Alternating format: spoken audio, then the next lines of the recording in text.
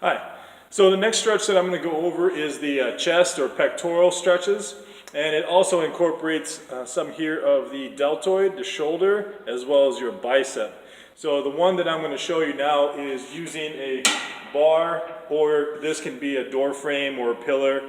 It doesn't really matter. You just need something to anchor your hand on. So when performing it, you want to always, make sure that your shoulder is healthy enough to perform the stretch. That's very important.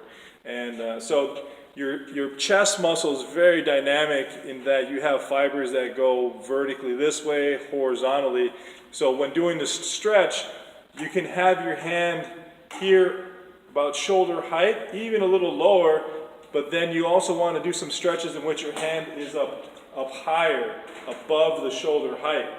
And even by adding a little bend at your elbow while stretching and higher up on the door frame or the machine, it's just going to add a different element and hit a deeper, it's called your pec minor, so it's underneath the major muscle group right in here. So it's going to be elbow bent a little bit higher, like so, and then you step in. So I personally, when I stretch and I teach people, I like having the leg on the side that's being stretching, have it forward, because it just adds such an easy fulcrum to rotate. So once your arm is up and stabilized, if this leg is forward, all I need to do is just this ever so slight rotation of the body and the hips.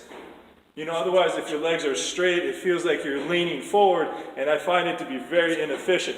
So once again, different heights, low, even, and higher, and elbow bend. So that's really 4 different types, but it's very important. Similar to the hip flexors and your inner thighs, the chest area is the area that gets tight.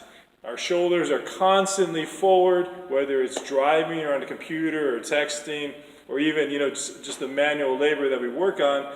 And so we want to keep those flexible and opened up. So I'm going to definitely touch on that a lot on the talk about posture and being upright. So the chest area, these type of stretches all day long.